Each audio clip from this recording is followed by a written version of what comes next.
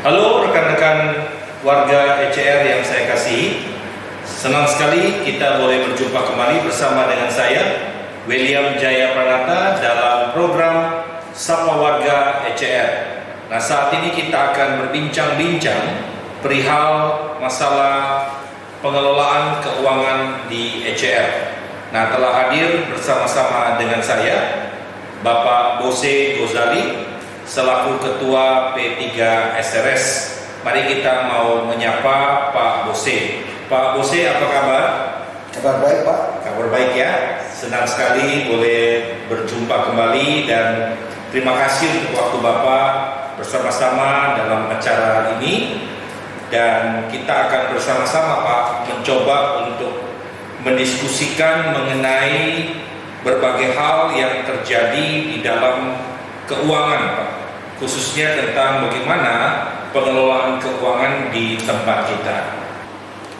Baik Pak Bose, saya ingin bertanya, apakah laporan keuangan di ECR selama ini memang bisa dijamin transparansinya Pak?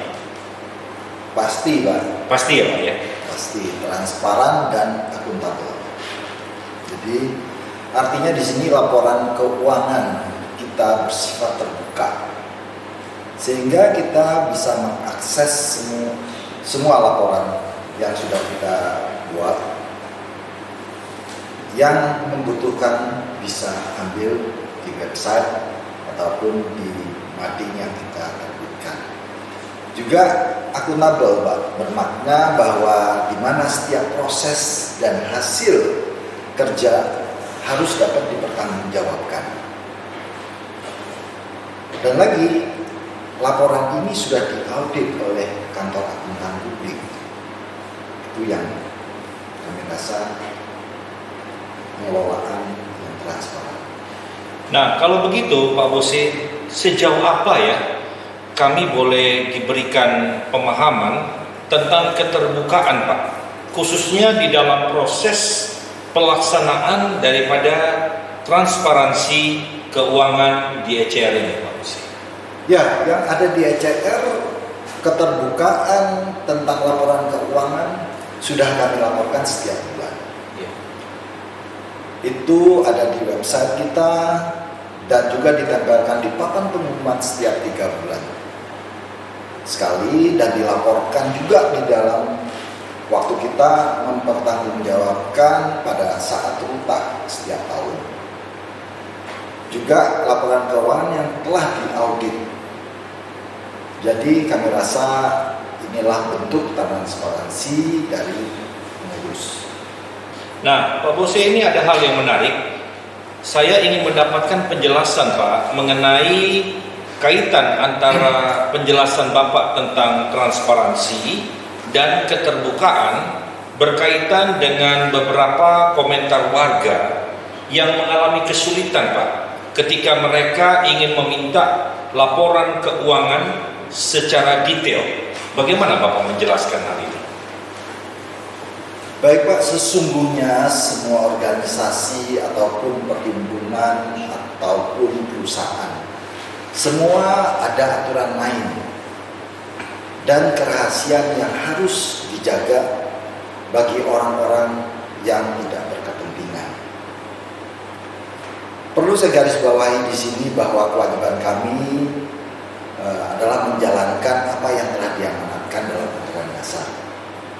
Kami sebagai pengurus yang mewakili warga secara keseluruhan telah diberi mandat untuk mengelola ECR, dan kami menunjuk Kolher sebagai pelaksana pengelolaannya, dan kami pengurus P3RS ini bertindak sebagai pengawas. Keuangan secara rutin bulanan sudah dilaporkan di website ECR dan juga dilaporkan di mading, sehingga bisa dibaca dan dimengerti. Bentuk laporan yang kami berikan adalah memang laporan dalam bentuk pendek sebagai prasyarat standar laporan keuangan untuk publik. Jika ada warga yang ingin mengetahui lebih dalam, silahkan datang ke kantor. Kita akan buat janji dulu dan menyatakan tujuannya untuk apa, agar kami bisa menyiapkan sesuai aturan dan memenuhi prinsip. Yang penting aman terkendali. Jadi berarti sebenarnya Pak Bose, permintaan untuk melihat laporan keuangan secara detail itu dimungkinkan ya Pak Bose ya, tetapi memang harus ada mekanismenya, begitu ya Pak ya, dan juga harus sesuai dengan prosedurnya, begitu Pak ya. Benar sekali. Iya. Nah Pak Bose, sekarang saya ingin masuk lebih jauh Pak.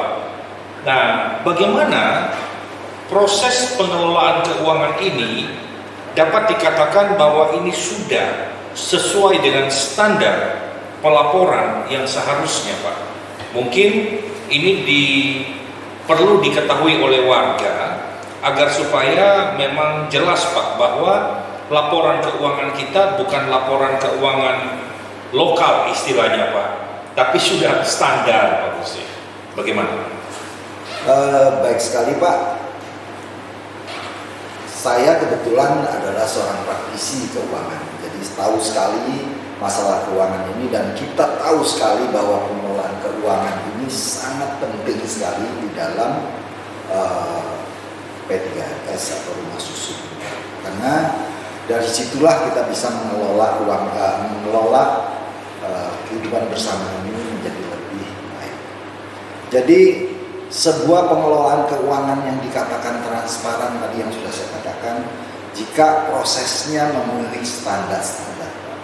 Jadi bagus sekali di sini proses transparansi sudah dimulai dari pengelolaan yang dikerjakan secara profesional oleh tim keuangan yang qualified, sesuai artinya dengan bidang pendidikan dan pengalaman. Juga sudah menggunakan sistem ERP Pak, kalau kita di sini khusus untuk usaha properti dan apartemen, namanya program IFKA. Itu program komputer yang memang tersedia untuk properti. Juga di dalam pengelolaan kita ada SOP. Ini sangat penting juga. Semua pekerjaan dilakukan berdasarkan standar operating procedure. Juga kita memiliki sistem approval limit. Ada juga internal audit untuk pengawasan, memastikan semua sistem internal control itu berjalan dengan benar. Laporan keuangan juga terbitnya tepat waktu. Ini semua menggambarkan bahwa keuangan kita dikelola dengan baik. Setiap tahun juga diaudit oleh KAP, Kantor Akuntan Publik Terdaftar. Ini yang saya katakan di awal. Tadi bukan transparan saja, tapi akuntabel, artinya dapat dipertanggungjawabkan. Ini yang saya rasa harus Bapak Ibu sekalian, pemilik unit mengerti apa yang kita sudah lakukan. Iya, jika demikian Pak Bose, untuk sementara ini saya bisa simpulkan Pak, bahwa bukan pengelolaan laporan kita yang tidak transparan Pak, tapi sesungguhnya masalahnya ada pada bagaimana kita itu perlu membaca dengan benar laporan, memahami cara membaca laporan, dan bahkan bisa mengaksesnya sesuai dengan prosedur. Apakah demikian Pak Bose? Ya benar sekali Pak. Memang kami rasa kami sudah menjalankan pengelolaan keuangan yang baik dengan tata kelola yang sehat. Ada sistem, ada software dikerjakan oleh tenaga kerja yang profesional, juga ada pengawasan dan laporan keuangan terbit tepat waktu, serta diaudit oleh pihak auditor independen. Inilah jaminan utama bagi kita pemilik di ECR bahwa pengelolaan keuangan di ECR kami katakan telah memenuhi syarat tata kelola yang sehat. Itu yang penting diketahui oleh warga. Selanjutnya di laporan keuangan juga tadi Bapak ada singgung bahwa kita memang harus mengetahui apa itu di sana. Yes. Memang intinya di dalam laporan itu sudah kita laporkan sumber-sumber pendapatan kita dengan jelas dari mana saja dan digunakan untuk apa saja. Intinya ada dua pengeluaran yang sangat umum, yaitu satu pengeluaran untuk operasional, satu untuk pengeluaran capital expenditure. Nah, mungkin kalau operasional itu untuk menjaga keamanan, kebersihan, ya, juga merawat kita punya aset bersama supaya bisa berjalan dengan benar. Sedangkan kalau capital expenditure itu untuk menjamin supaya bangunan ini tetap dalam kondisi prima untuk kita tinggal. Sekali lagi Bapak Ibu sekalian, kalau ada yang ingin mengetahui lebih detail, saya rasa memang perlu untuk ada prosedurnya. Saya katakan di awal tadi bahwa silahkan kita ikuti prosedur yang sudah kita gariskan supaya kita ini namanya organisasi. Jadi bukan kita tidak mau untuk melayani, tetapi ikutilah prosedur yang ada, pasti akan kita layani. Nah, kita beruntung Bapak Ibu sekalian bahwa pengawas kita yaitu pengurus yang saya pilih yang membantu merupakan orang-orang yang mengerti di bidangnya dan penuh integritas. Ya, wakil saya Pak Kristianto, seorang investor properti, dia banyak sekali mengetahui tentang properti, bagaimana pengelolaan properti yang baik. Ya. Dan Pak Setio Prabowo, sekretaris kita, seorang profesional yang bekerja di bidang hukum. Ada Ibu Feli sebagai bendahara, dia berkarya di bidang keuangan juga. Dan Bapak Tommy itu dia juga bekerja di bidang proyek pembangunan. Ada juga Bapak Samsul yang bekerja di pemerintahan. Ya. Dan terakhir ya Bapak kita ini Pak William, seorang konsultan human resources dan management. Dan saya sendiri seorang konsultan keuangan dan masih aktif praktek sebagai partner dari salah satu kantor akuntan publik. Jadi maka kalau masalah keuangan Bapak Ibu sekalian, ya silahkan kalau mau berdiskusi dengan saya sedikit banyak tahu. Terima kasih Pak Bose. Nah teman-teman sekalian, saya rasa apa yang dijelaskan oleh Pak Bose kepada kita adalah sebuah penjelasan yang sangat komprehensif. Nah, Pak, izinkan saya untuk memberikan beberapa kesimpulan dari penjelasan Bapak bahwa sesungguhnya pengelolaan dan pelaporan keuangan di ECR kita sebenarnya telah memenuhi standar kualifikasi Pak secara profesional, sehingga transparansi itu dengan sendirinya teman-teman merupakan sebuah identitas yang jelas dari semua laporan yang disajikan.